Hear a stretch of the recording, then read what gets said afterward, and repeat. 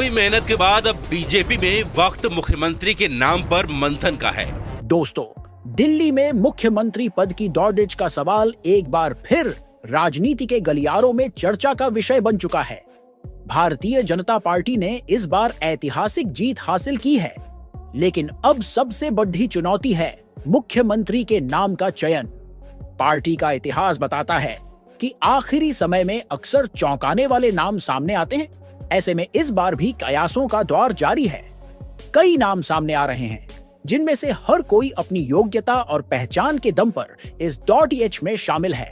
सबसे पहले चर्चा होती है परवेश वर्मा की, जिन्होंने नई दिल्ली सीट से आम आदमी पार्टी के सुप्रीमो अरविंद केजरीवाल को हराकर सबको चौंका दिया था। परवेश वर्मा जाट समाज से आते हैं और उनके पिता साहिब सिंह वर्मा दिल्ली के मुख्यमंत्री रह चुके हैं। यह राजनीतिक विरासत और उनकी वर्तमान जीत उन्हें मजबूत दावेदार बनाती है। अगर बीजेपी सामाजिक समीकरणों को ध्यान में रखते हुए चेहरा चुनती है, तो परवेश वर्मा एक सशक्त विकल्प साबित हो सकते हैं। वहीं अगर पार्टी सिख समुदाय को प्राथमिकता देती है, तो मनजिंदर सिंह सिरसा का नाम सामने आता है। दिल्ली सिख गुरुद्वारा प्रबंधक कमेटी के पूर्व अध्यक्ष सिरसा का पंजाब और सिख समुदाय में खासा प्रभाव है। पार्टी सिरसा के जरिए पंजाब में भी अपनी पकड़ डीडीएच मजबूत करने की रणनीति अपना सकती है। इसके अलावा उनकी प्रशासनिक और संगठनात्मक क्षमता उन्हें इस पद के लिए एक दमदार दावेदार बनाती है। महिला दावेदारों की बात करें तो रेखा गुप्ता का नाम सबसे आगे आता है। रेखा गुप्ता का प्रशासनिक अनुभव और संगठन में काम करने की उनकी क्षमता उन्हें मुख्यमंत्री पद की दौड़ में मजबूत बनाती है। वह एमसीडी की काउंसलर रह चुकी है और महिला मोर्चा की राष्ट्रीय उपाध्यक्ष के रूप में भी उन्होंने संगठन का कामकाज देखा है। दिल्ली में महिला नेतृत्व को प्राथमिकता देने की स्थिति में रेखा गुप्ता एक महत्वपूर्ण नाम हो सकती है। पूर्वांचल समाज का दिल्ली की राजनीति में बड़ा योगदान रहा है। ऐसे में पार्टी इस समाज से किसी दावेदार को मुख्यमंत्री बना सकती है। पूर्व प्रदेश अध्यक्ष सतीश उपाध्याय का नाम इस सूची में प्रमुखता से शामिल है। एनडीएमसी में उपाध्यक्ष के तौर पर काम करने का अनुभव उन्हें एक सक्षम उम्मीदवार बनाता है। इसके अलावा मनोज तिवारी का नाम भी चर्चा में है। बिहार विधानसभा चुनाव के मद्देनजर मनोज तिवारी के जरिए पार्टी पूर्वांचल और बिहार में भी एक मजबूत संदेश दे सकती है। वह पहले भी प्रदेश अध्यक्ष का जिम्मा संभाल चुके हैं और लगातार सांसद हैं। पंजाबी समुदाय की भी दिल्ली में बड़ी भूमिका है।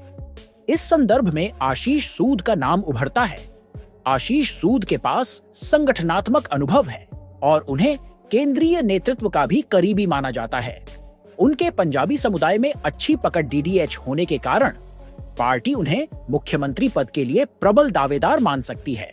बीजेपी के मौजूदा प्रदेश अध्यक्ष वीरेंद्र सचदेवा का नाम भी इस दौड़ में शामिल है। पार्टी की इस जीत में उनकी बड़ी भूमिका मानी जा रही है। वीरेंद्र सचदेवा का संगठन में लंबे समय का अनुभव और उनकी मजबूत रणनीतिक समझ उन्हें एक उपयुक्त दावेदार बनाती है। इसी कड़ी ही में विजेंद्र गुप्ता का नाम भी लिया जा सकता है, जो प्रदेश अध्यक्ष और नेता प्रतिपक्ष की भूमिका निभा चुके हैं। वैश्य समाज से आने वाले विजेंद्र गुप्ता बीजेपी के एक वरिष्ठ नेता हैं और उनकी राजनीतिक समझ इस पद के लिए उन्हें योग्य बनाती है।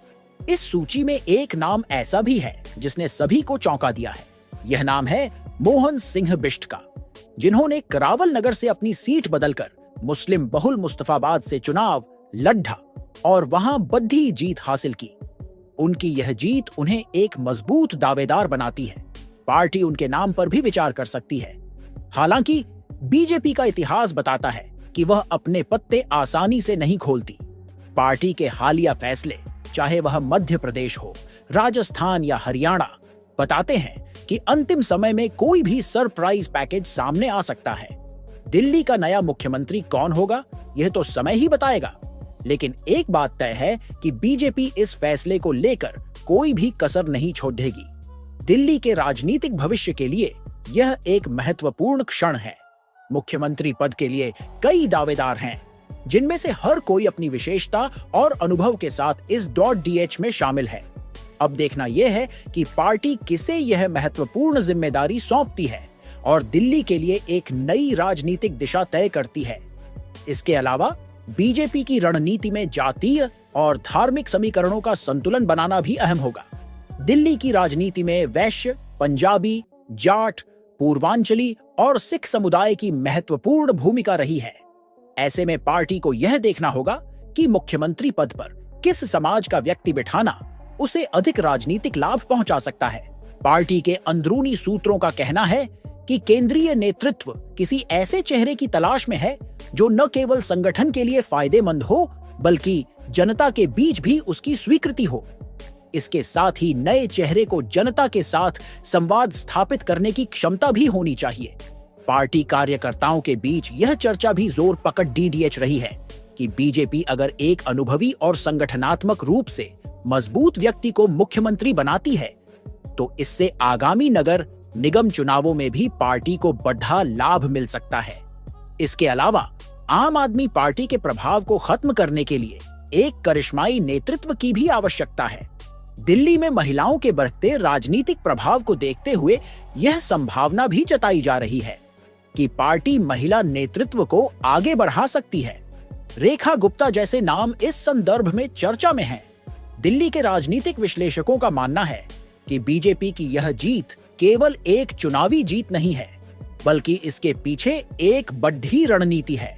पार्टी इस जीत के माध्यम से दिल्ली की राजनीति में स्थायी प्रभाव स्थापित करना चाहती है। इसके लिए मुख्यमंत्री पद का चयन बेहद महत्वपूर्ण होगा। अंततः बीजेपी का यह फैसला दिल्ली की राजनीति का भविष्य तय करेगा। सभी की नजरें अब इस बात पर टिकी हैं कि पार्टी किसे मुख्यमंत्री बनाकर दिल्ली को नई दिशा देने का काम करेगी। पार्टी का हर निर्णय उसकी आगामी रणनीतियों को स्पष्ट करेगा और यह तय करेगा कि आने वाले वर्षों में दिल्ली की राजनीति में बीजेपी किस प्रकार से अपनी स्थिति मजबूत करती है। तो दोस्तों, यह थी दिल्ली में मुख्यमंत्री पद की .dh को लेकर हमारी विस्तृत चर्चा। आपने देखा कि बीजेपी के पास कितने योग्य और अनुभवी चेहरे हैं जो इस महत्वपूर्ण पद के लिए दावेदार हो सकते हैं। अब देखना यह है कि पार्टी किसे इस महत्वपूर्ण जिम्मेदारी के लिए चुनती है और दिल्ली की राजनीति को किस दिशा में ले जाती है। आपको यह वीडियो कैसा लगा? क्या आपको लगता है कि इनमें से कोई नाम दिल्ली के मुख्यमंत्री पद के लिए उपयुक्त होगा या फिर पार्टी कोई नया चेहरा सामने लाएगी? अपनी राय हमें कमेंट सेक्शन में जरूर बताएं। अगर आपको यह वीडियो पसंद आया हो तो लाइक करें, शेयर करें और हमारे चैनल को सब्सक्राइब करना न भूलें। साथ ही बेल आइकन दबाएं ताकि आपको हमारे सभी अपडेट सबसे पहले मिले। धन्यवाद और फिर मिलते हैं एक नई जानकारीपूर्ण वीडियो के साथ।